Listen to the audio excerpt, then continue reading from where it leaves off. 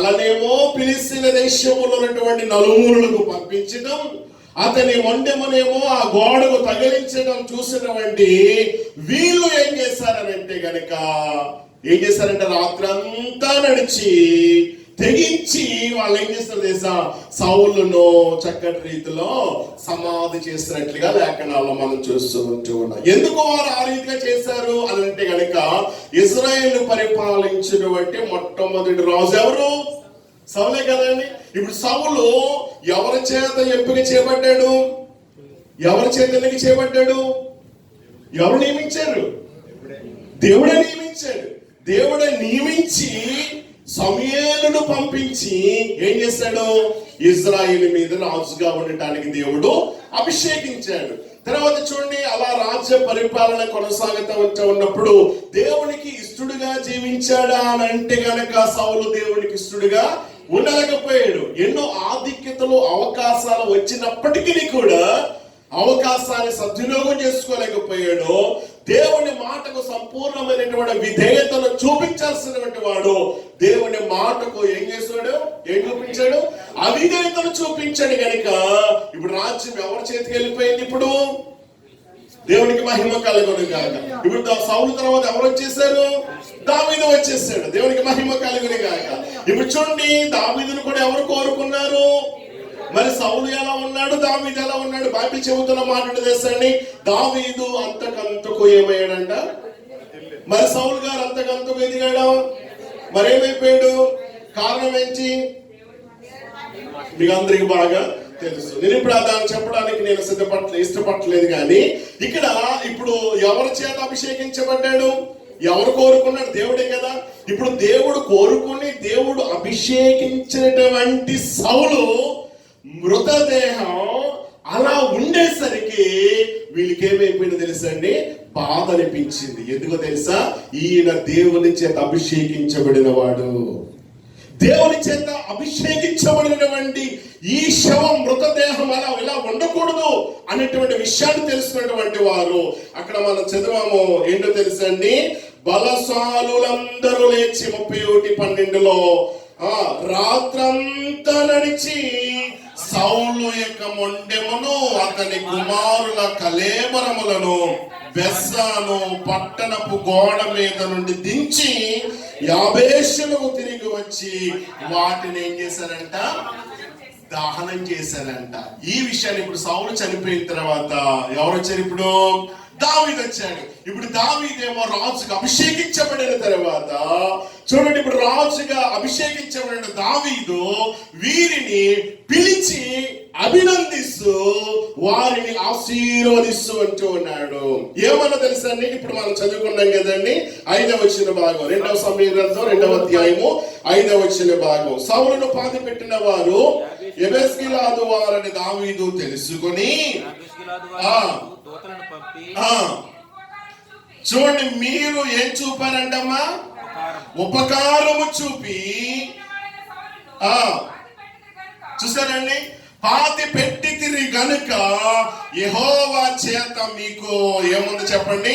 ఆశీర్వచనము మీకు ఇస్తా ఉన్నాను. నేను రాజుగా ఉన్నాను, దేవుడు నన్ను అభిషేకించాడు కనుక మీరు ధైర్యము తెచ్చుకొని బలాఢ్యులై ఉండండి అని చెప్పేసి వీరిని ఆశీర్వదించినట్లుగా లేఖనాల్లో మనం చూస్తా ఉంటాము. ఎందుకు దావీదు అలా దీవించాడు అని అంటే గనక వారు చేసినటువంటి పని మంచి పని. వారు మంచి పని చేశారు కనుక దానికి తగినటువంటి ప్రతిఫలాన్ని పొందుకున్నారా లేదా? పొందుకున్నారు. కనుక దేవుని బిడ్డలుగా మనం కూడా ఏం చేయాలో తెలుసండి, మంచి పనులు చేసే వారంగా ఉండాలి. బైబిల్ గ్రంథంలో మనం చూస్తూ ఉన్నప్పుడు మరొకసారి ఈ 2వ అధ్యాయంలోనే 5-6 వచనం కూడా మనం చదవగలిగినట్లయితే దావీదు అంటున్న మాట తెలుసండి, యెహోవా మీకు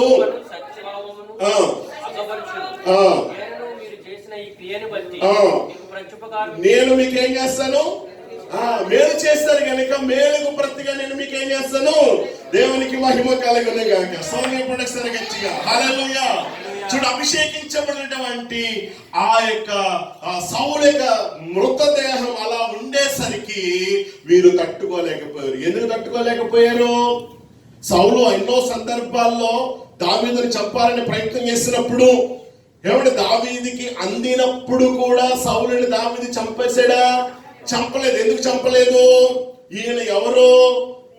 దేవుని చేత అభిషేకించబడినటువంటి వాళ్ళని నేను ఏమీ చేయకూడదు కాబట్టి అని చెప్పేసి దావీదు కూడా ఏమీ కూడా చేయలేకపోయాడు. కాబట్టి నా దేని బిడ్డలు ఇక్కడ జ్ఞాపకం చేస్తూ ఉన్నాను, దావీదు ఇక్కడ వారిని దీవించాడు. ఎందుకు దీవించాడు అని అంటే కనుక చేసినటువంటి మంచి పనిని బట్టి. ఇంత నేను ప్రారంభంలో జ్ఞాపకం చేశాను, మనము క్రీస్తు రాకడ దినాల్లో మనం ఉన్నాము కనుక క్రీస్తు బిడ్డలంగా ఉన్నటువంటి మనం అందరం కూడా మేలు చేసే వారిగా మనం ఉండాలా. ఇప్పుడు చూడండి, మత్తయి సువార్తలో యేసు ప్రభువు చెప్పిన మాట ఏంటో తెలుసండి. 5వ అధ్యాయంలో మనం చదువుతూ ఉన్నప్పుడు యేసు ప్రభువు చెప్పిన ఒక చక్కటి మాట, 5వ అధ్యాయము 16వ వచన భాగం. త్వరగా సహాయం చేయండి. మనుషులు మీ సత్క్రియలను చూచి చూడండి, పరలోకమందున్నటువంటి మీ తండ్రి ఏం చేయబడాలా? చూసారండి, ఈ రోజున మనం అందరూ కూడా ఈ విషయాన్ని గుర్తించాలి. మనం చేసిన దానికి దేవుడు ఏం చేయబోతూ ఉన్నాడు? అమ్మా, ప్రతిఫలం ఇవ్వబోతూ ఉన్నాడు. గొప్ప ప్రతిఫలం ఇవ్వబోతూ ఉన్నాడు. కాబట్టి మనం ఎలా ఉండాలంటే కనుక భూమి మీద దేవునికి ఇచ్చినటువంటి ఆరోగ్యం ఉన్నంత వరకు కూడా ఏం చేయాలా? మంచి పనులు చేసే వారంగా ఉండాలి. అలా మంచి పనులు చేయటం ద్వారా అన్యజనులు మనం చూస్తూ ఉన్నప్పుడు మన ద్వారా ఇంకా దేవుని నామం ఏం చేయబడాలా? కానీ మన ద్వారా ఏం చేయబడతా ఉంది నేటి ప్రస్తుత దినాల్లో? అవునా కదా? మరి ఎన్ని సందర్భాలు నిన్ను బట్టి దేవుని నామం దూషణకు పాలైంది? ఒక్కసారి ఆలోచన చేయి. మాట్లాడని కూడని మాటలు మాట్లాడటం ద్వారా, చూడరానివి చూడటం ద్వారా, వెళ్ళరానిటువంటి స్థలాలకు వెళ్ళటం ద్వారా, చేయరానిటువంటి పనులు చేయటం ద్వారా దేవుని ఎంతగా దుఃఖ పెట్టుంటామో, దేవుని ఎంతగా బాధ పెట్టుంటామో, దేవుని ఎంతగా ఆయాస పెట్టుంటామో ఒకసారి ఆలోచన చేయండి. ఈ చేతులతో మంచి చేయాల్సిన మనం, నోటితో మంచి పలకాల్సిన మనం, మన కళ్ళతో మంచి వాటిని చూడాల్సిన మనం, మన కాళ్ళతో పరిశుద్ధమైన స్థలాలకు నడవలసిన మనం, దేవుడి కొరకు పరుగులెత్తాల్సినటువంటి పాదాలు దేనికోసం పరుగులెత్తాయి, దేన్ని ముట్టుకున్నాయి, దేన్ని తాకాయి అని కనుక మనం ఆలోచించగలిగినట్లయితే ఆలోచించండి. ఇవన్నీ మనం చూస్తూ ఉన్నప్పుడు వీటన్నిటి ద్వారా దేవుని నామం మన ద్వారా ఎంతగా హెచ్చించబడింది.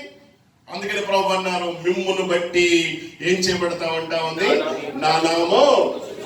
కాబట్టి దేవుని నామం మన ద్వారా ఎట్టి పరిస్థితుల్లో దూషణ పాలు కాకూడదు. దేవుని నామం మహిమ కోసం ఎంతటి కష్టం వచ్చినా సరే, 15వ సంకీర్తన మనం చదువుతాం కదండి, అతడు ప్రమాణము చేయగా నష్టము కలిగినను ఏం చేయడంట? మాట తప్పడంట. దేవునికి మహిమ కలుగును గాక. హల్లెలూయా. చెప్పండి ఒకసారి, హల్లెలూయా, హల్లెలూయా. యేసయ్య రాకడ సమయములో ఎదురేగే రక్షణ నీకుందా? రాకడ సమయములో ఎదురేగే రక్షణ నీకుందా? ఆశలపై విజయము నీకుందా? ఆశలపై విజయము నీకుందా? రావయ్యా యేసయ్య వేగమే రావయ్యా, రావయ్యా యేసునాథ వేగమే రావయ్యా, రావయ్యా యేసయ్య వేగమే రావయ్యా, రావయ్యా యేసునాథ.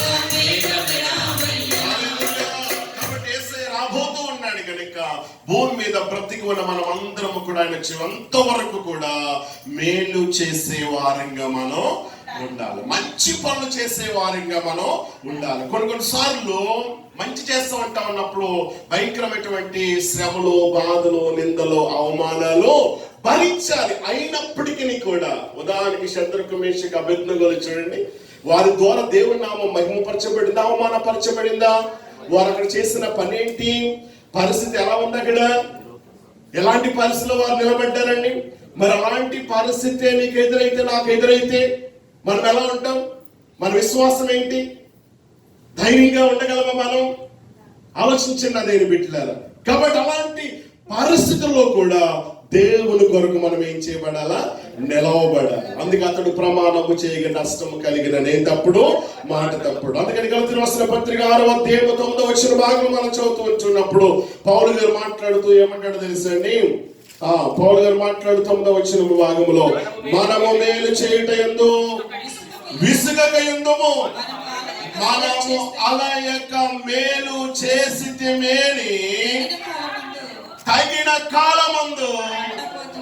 చూసారండి, తగిన కాలం ఒకటి ఉంది.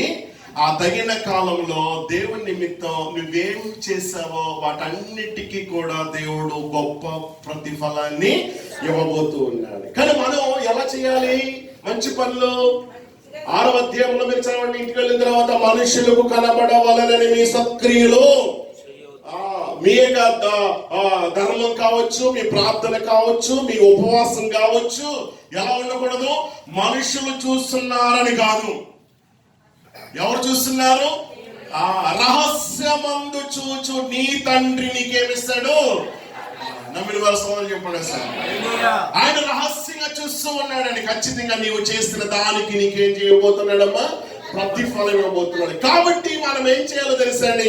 మేలు చేయటంలో విసుగక మనము అలయక మేలు చేసి మేలని చెప్పేసి దేవుడు మన గుర్తించి గొప్ప ప్రతిఫలాలు మనకు ఇవ్వబోతూ ఉన్నాడు. మరో మాట మనం చదవనట్లయితే ఎబ్రాయీయులకు రాసిన పత్రికలో మనం చదువుతున్నప్పుడు 13వ అధ్యాయము 16వ వచన భాగంలో మనం చదివితే అపోస్తలుడైన పౌలు ఇక్కడ కూడా చక్కటి మాటను రాస్తూ ఉన్నాడు. 13వ అధ్యాయము 16వ వచన భాగం. చూడండి, ఉపకారమును ధర్మమును చేయ మరిచిపోకుడి, అట్టి యాగములు దేవునికి ఎలాంటివమ్మా? ఇష్టమైనవి. కాబట్టి ఇష్టమైన పనిని మనం ఏం చేయాలి? దేవునికి ఇష్టమైన పనిని మనం చేయాలా వద్దా? ఖచ్చితంగా చేయాలి. దేవుని కోసం శ్రమ పడదాం, దేవుని కోసం ప్రయాస పెడదాం, దేవుని కోసం అలసిపోవద్దు, సమస్యలిపోవద్దు. ఎలాంటి చిరాకు అనేది, ఎలాంటి విసుగుదల అనేది లేకుండా ప్రభు యొక్క కార్యాభివృద్ధి అందు కూడా ఎప్పటికీ కూడా ఏం కలిగి ఉండాలా? ఎలా ఉండాలా? ఎప్పటికీ ఆసక్తి కలిగి ఉండాలి. ఆసక్తితో మనం ఏం చేయాలా? పరిచర్య చేయాలి. ఆసక్తితో మనం పరిచర్య చేస్తే ఆశపడిన ప్రాణములు దేవుడు ఏం చేస్తాడు? ఖచ్చితంగా దేవుడు తృప్తిపరుస్తాడు. మనుషులు కాదు చూస్తున్నది. మనుషులు చూస్తారు, మర్చిపోతారు, పట్టించుకోరు, గుర్తించరు. కానీ వారి లెక్కలో ఉన్న లేకపోయినా మనమందరం ఎవరి లెక్కలో ఉండాలా? కొంతమంది ఉంటారు మనుషుల ముందు డబ్బాలు కొట్టించుకోవడానికి కదా. అవి కాదు మనం కావాల్సింది. దేవుడిని చూస్తున్నాడు, నన్ను చూస్తున్నాడు అంతే. మనం చేసేది ధర్మమైన ప్రార్థన అయినా ఎలా ఉండాలని? రహస్యంగా ఉండాలి. రహస్యంగా ఉన్నప్పుడు రహస్యం అందు చూస్తున్నాడు నీ తండ్రి నీకేమిస్తాడు? ప్రతిఫలాన్ని ఇవ్వబోతూ ఉన్నాడు. మేలు చేసేటువంటి మనకు దేవుడు ఖచ్చితంగా ఏం చేస్తా ఉంటాడు? మేలు చేస్తాడు. బైబిల్ గ్రంథంలో మనం చూస్తూ ఉన్నప్పుడు అపోస్తలుల గ్రంథంలో ఒక మంచి వ్యక్తి ఉన్నాడు. 10వ అధ్యాయం అనగానే మనకి గుర్తుకొచ్చేది ఎవరు? అక్కడ ఒక వ్యక్తి మనకు కనబడుతా ఉన్నాడు కదండి, కొర్నేలి. ఈ కొర్నేలి ఎవరు అని అంటే కనుక ఒక అన్యుడైనప్పటికీ కూడా వారి యొక్క ఆచార ప్రకారంగా అనేక దేవతలు విగ్రహాలు ఆరాధించాల్సినటువంటి వాడు ఆరాధించుకుండగా ఏం చేస్తుండో తెలుసా అండి? అప్పటికే శతాధిపతి అంటే 100 మంది మీద అధిపతిగా ఉన్నాడు. ఈ వ్యక్తి గురించి బైబిల్ ఏం చెబుతా ఉందంటే కనుక ప్రతి దినము కూడా ఏం చేస్తా ఉంటా ఉన్నాడమ్మా? తన ఇంటి వారందరితో కలిసి ప్రార్థిస్తున్నాడు. ఇంకా ఏం చేస్తా ఉన్నాడు? మంచి దాన ధర్మాలు చేస్తా ఉన్నాడు. అందరినీ ప్రేమిస్తూ ఉన్నాడు. ఇలా చేస్తున్నటువంటి వ్యక్తిని దేవుడు ఒకానొక రోజును దర్శించి దేవదూతను పంపించి ఏమంటుందో తెలుసా? కొర్నేలి, ఇదిగో భయపడొద్దు, నీ ప్రార్థన నీవు చేస్తున్నటువంటి ఆ ధర్మ కార్యములు నా యొద్దకు వచ్చాయి. చూసారండి? కొర్నేలి చేసింది ఎవరు చూశారు? చూస్తాడు కనుక ఎవరు పంపించాడు? మరి పంపించినటువంటి ఆ దేవుడు ఏం జరిగిందో తెలుసండి? అతనికి ఉన్నటువంటి అవసరత ఏంటో గుర్తించి ఆ అవసరతను తీర్చాడా లేదా? ఏంటి అవసరత? దాన ధర్మం చేస్తా ఉన్నాడు, మంచిది. అందరినీ ప్రేమిస్తున్నాడు, మంచిది. ఏమండి? ప్రార్థిస్తున్నాడు, మంచిది. ఇంకా మంచి మంచి పనులు చేస్తాడు, మంచిదే. కానీ వీటన్నిటికంటే మరొక మంచి కార్యం ఉంది. ఆ మంచిని అతడు పొందుకోలేకపోయాడు. ఏంటా మంచి? అమ్మా, రక్షణ లేకుండా ఉన్నాడు. యేసు ప్రభువు సొంత రక్షకుడిని అంగీకరించలేదు. ఆలోచించండి, ఇవన్నీ మంచి చేస్తూ ఉంటా ఉన్నాడు. కానీ అతనుకున్నటువంటి అవసరత ఏంటో పరిశుద్ధాత్ముడు గుర్తించి ఎక్కడో ఉన్నటువంటి పేతురుతో మాట్లాడుతూ ఉన్నాడు. అక్కడికి వెళ్ళు అని చెప్పేసి, ఎక్కడికి? కొర్నేలు దగ్గరికి వెళ్ళాను. ఇప్పుడు ఆ దర్శనం, కొర్నేలు చూసిన దర్శనంలో మరి అపవిత్రమైనటువంటి ఆ యొక్క జంతువులు వచ్చినప్పుడు ఏం జరిగింది? పేతురు గారు అంటా ఉన్నారు, ప్రభువా, ప్రభు ఏమన్నాడు? చంపుకుని తినన్నారు. తినాలంటే పేతురు గారు ఏమన్నారు అప్పుడు? నేనేమో పరిశుద్ధుణ్ణి, ఇవేమో అపవిత్రమైనవి. మరి పరిశుద్ధిగా ఉన్న నేను అపవిత్రమైనటువంటి జంతువులను చంపుకుని తినమంటా ఉన్నావు, ఇదేంటి? ఆ దర్శనం ద్వారా పేతురు గారితో దేవుడు ఏమంటాడుతున్నాడు తెలుసండి? అప్పటి వరకు కూడా ప్రభు రక్షకుడు ఎవరికి? యూదులకే సొంతం అనుకున్నాడు. కానీ ఆ కార్యం ద్వారా ఇప్పుడు యేసుక్రీస్తు ప్రభు వారు అందరికి ప్రభు అనేటువంటి సత్యాన్ని అదే 10:36 వచ్చిన భాగంలో మనం చదువుతా ఉంటాం. నా దేవుని బిడ్డలారా, ఇక్కడ జ్ఞాపకం చేస్తూ ఉంటూ ఉన్నాను, ఈ కొర్నేలి మంచి కార్యం చేసినటువంటి ఆ పరిస్థితిని బట్టి దేవుడు చూసి అతనికి అవసరమైనది ఏంటో గుర్తించి దైవజనుడిని ఇంటికి పంపించిన తర్వాత ఆ దైవజనుడు నోరు తెరిచి ప్రార్థిస్తూ ఉంటుంటే, వాక్యం చెబుతా ఉంటుంటే పరిశుద్ధాత్మ దేవుడు అక్కడ ఉన్నటువంటి వారందరి మీదకి ఏమొచ్చాడంట? దిగి వచ్చినప్పుడు వారందరూ కూడా ఏమైపోయారు చెప్పండి? దేవునికి మహిమ కలుగును గాక. హల్లెలూయా, హల్లెలూయా. కాబట్టి మంచి చేసేటువంటి వారం కాబట్టి ఖచ్చితంగా దేవుడు మన జీవితాలు ఏం చేస్తూ ఉంచాడు? బైబిల్ గ్రంథంలో ఒక మాట చూడండి, యోహాను మొదటి పత్రిక 3వ అధ్యాయం 12వ వచ్చిన భాగంలో మనం చదివితే, యోహాను రాసిన మొదటి పత్రికలో నుండి 3వ అధ్యాయము 12వ వచ్చిన భాగంలో మనం చదువుతున్నప్పుడు కయ్యను గురించి రాస్తూ ఏమన్నాడు తెలుసా అండి? మనము ఎలా ఉన్నదంటే ఉన్నాడమ్మా, చెప్పండి కనుక సోది చెప్పండి సరే, ఎలా ఉండొద్దు అంటా ఉన్నాడు. ఎందుకనంటే కనుక వాని క్రియలు ఎలా ఉన్నాయంట? చెడ్డవి. కాబట్టి మనం ఎలా ఉండకూడదు? మరి నీ క్రియలు ఎలా ఉన్నాయి? నీ పనులు ఎలా ఉన్నాయి? నీతితో కూడినవేనా? న్యాయబద్ధంగా ఉన్నాయా? సత్యాన్ని అనుసరిస్తా ఉన్నావా? లేకపోతే నన్ను ఎవరు చూడట్లేదే, లేకపోతే కనుక మందిరంలో ఒక వేషం, బయటకు వెళ్ళిన తర్వాత మరొక వేషం వేస్తూ ఉన్నావా? ఎవరైనా సరే మనుష్యుడా, దేవుడు వెక్కిరింపబడ్డాడు. నువ్వే విత్తుతావు అదే కోస్తావు. ఎబెస్గిలవాదు వారు ఏం చేశారు? ఒక అభిషేకించబడినటువంటి దేవుని ప్రవక్త సౌలేక మొండెం అలా ఉంటామంటే చూసేవారందరికీ అది అవమానం, దేవుని నామానికి అవమానం అని చెప్పేసి రాత్రంతా నడిచి ఆ పట్టణానికి చేరుకొని ఆ మొండెమును దించి చక్కటి రీతిలో సమాధి చేస్తున్నట్లుగా మనం చూస్తూ ఉంటా ఉన్నాం. ఈ రోజున క్రైస్తవం అని చెప్పుకుంటా ఉన్నాం, మాటలు మాట్లాడుతూ ఉంటే అన్ని అబద్ధపు మాటలే. ఆలోచించండి, ఆలోచన అపవిత్రం, చూపులు అపవిత్రం, క్రియలు అపవిత్రం. మరి ఇంకా దేవుడు రాకుండా లేకపోతాం మనం? ఆయన దగ్గర మనం ఎలా ఉంటే, ఆయన ఉండే స్థలంలో మనం ఎలా ఉండగలం? ఆలోచించండి నా దేవుని బిడ్డలారా. ముగింపులో ఒక మాట జ్ఞాపకం చేస్తుంటున్నాను, మంచి చేసే వారంగా ఉండాలి. మనం కయ్యలాగా ఉండొద్దు. వాడు దుష్టుని సంబంధి, వాడి క్రియలు చెడ్డవి, వాడు చెడిపోయేటువంటి వాడు. అందుకని క్రియలు చెడ్డవిగా ఉన్నావు కనుకనే ఈ రోజున మనుష్యులు ఏం చేయలేకపోతున్నా తెలుసా? వెలుగైనటువంటి దేవుణ్ణి ప్రేమించలేకపోతూ ఉన్నారు. ఎందుకో తెలుసా? ఆ వెలుగులోనికి వస్తే కనుక వారి క్రియలు ఎక్కడా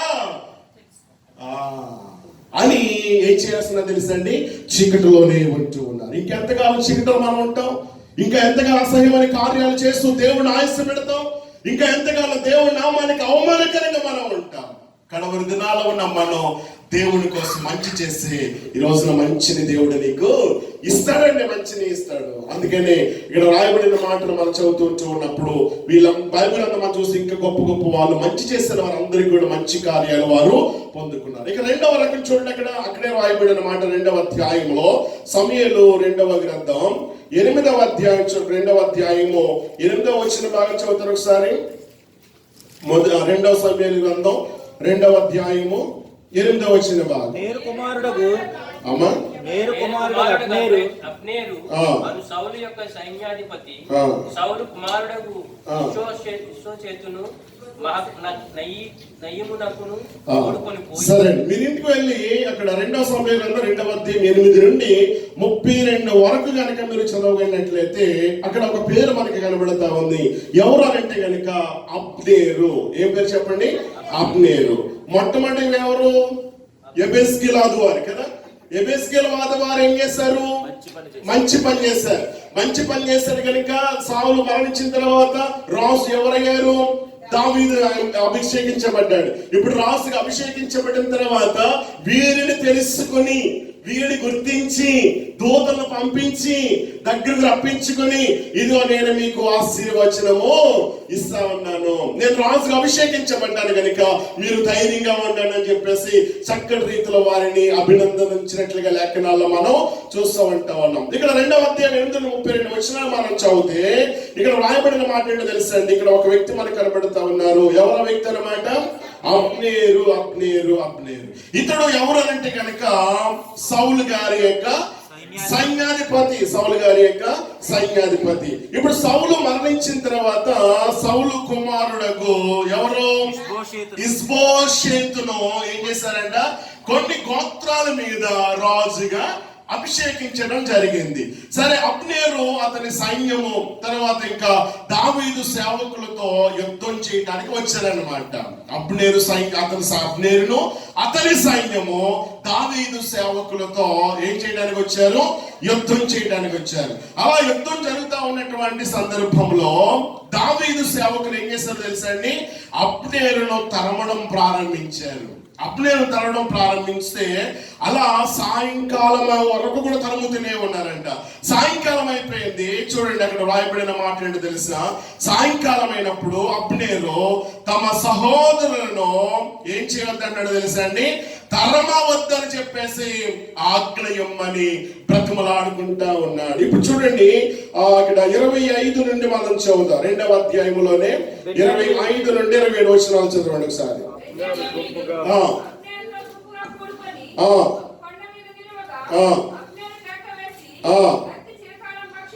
చూడండి, కత్తి చిరకాలము భక్షించిన అది తుదకు ద్వేషమునకే హేతువగనని వెరుగుదువు కదా. తమ సహోదరులను ఏం చేయదు? తరమవద్దని నీవెంత వరకు జనులకు ఆజ్ఞ ఇయ్యక ఎందువని యోవాబుతో అనెను. కత్తి ఏం చేస్తుంది చెప్పండి? చిరకాలము. అది దేనికి కారణం? ద్వేషమునకే కారణం. కాబట్టి నువ్వు ఇలా లాభమని చెప్పకూడదా అని చెప్పేసి యోవాబుతో అంటే, ఇప్పుడు యోవాబు చెబుతున్నటువంటి మాట ఏంటో తెలుసా అండి? 27 వచ్చిన భాగం. అందుకు యోవాబు దేవుని జీవముతోడు, చూడండి, దేవుని జీవముతోడు జగడమునకు నీవు వారిని పిలువకయుండిన ఎడల జనులందరూ తమ సహోదరులను తరుమక ఉదయముననే తిరిగిపోయి ఉందురని చెప్పి అనే మాట మనం చదువుతా ఉన్నాం. ఇక్కడ అబ్నేరు ఏం కోరుకున్నాడు? ఏమి పిలిచాడు అంటే గనక జగడమును కోరుకున్నాడు, గొడవలు కోరుకున్నాడు. ఒకప్పుడు అబ్నేరు జీవితం మంచిగానే ఉంటది, కానీ ప్రారంభంలో అతని జీవితం నమ్మకంగా ఉండలేకపోయాడు. అబ్నేరు గురించి కూడా ఎన్నో ప్రాముఖ్యమైన ఆత్మీయమైన పాటలు మనం నేర్చుకోవచ్చు. అయితే ఇక్కడ ముగింపులో వచ్చేసరికి అబ్నేరు సమాధానమును ఏమైపోయాడు తెలుసా అండి? కోల్పోయాడు. ఎందుకు సమాధానమును కోల్పోయాడని కనుక మనం ఆలోచించగలిగినట్లయితే, అతడు జగడమును కోరుకున్నాడు, గొడవను కోరుకున్నాడు, వివాదాన్ని కోరుకున్నాడు. అందుకనే సమాధానమును కోల్పోయాడు. కాబట్టి దేవుని బిడ్డలుగా దీన్ని బట్టి మనం నేర్చుకోవాల్సిన విషయం, ఒకటి, మంచి చేసే వారిగా ఉండాలి, ఎవరిలాగా? యెబెస్గిలాదు వారిలాగా. రెండవది, అబ్నేరు లాగా గొడవలు లేని వారిగా మనం ఉండాలి, సమాధానకరమైన ఆత్మ కలిగినటువంటి వారిగా మనం ఉండాలి. ప్రభువారు చెబుతూ కొండ మీద ప్రసంగం ఇదే మాట చెప్పారు కదండి, సమాధాన పరచబడే వారెవరు? దేవుడి కుమారులు. అయితే ఇప్పుడు ఎలా ఉంటది? కోపగించుకుంటారా? గొడవలు ఆడుకుంటారా? కొట్టుకుంటారా? తిట్టుకుంటారా? మరి మనం ఎలా ఉంటున్నాం దేవుని సన్నిధిలో? దేవుని సన్నిధిలో ఎలా ఉంటున్నామో మనం ఏం చేసుకోవాలా? పరిశీలన చేసుకోవాలి. ఒక మాట చూడండి, ప్రభువు అపోస్తలుడైన పౌలు ద్వారా జ్ఞాపకం చేయమన్నాడు. రెండవది హెచ్చరించమంటామన్నాడు. ఏమి జ్ఞాపకం చేయాలి, ఏమి హెచ్చరించమంటున్నాడంటే గనుక అపోస్తలుడైన పౌలు తిమోతికి రాసినటువంటి 2వ పత్రిక 2వ అధ్యాయము, అపోస్తలుడైన పౌలు తిమోతికి రాసిన 2వ పత్రిక 2వ అధ్యాయము, త్వరగా సహాయం చేయండి. 2వ అధ్యాయము 14వ వచన భాగం మనం చదువుదాం. 2వ అధ్యాయము 14వ వచన భాగం. అమ్మా, వినువారిని చెరుపుటకే గాని మరి దేనికి పనికిరాని మాటలను గురించి వాదము పెట్టుకొనవద్దని. ఏం పెట్టుకోవద్దంట? వాదము, జగడము, గొడవ. అప్పుడే ఏం పెట్టుకున్నాడు? జగడాన్ని కోరుకున్నాడు, జగడానికి పిలిచాడు, ఆహ్వానించాడు, గొడవను ఆహ్వానించాడు. కాబట్టి దేవుని వాక్యం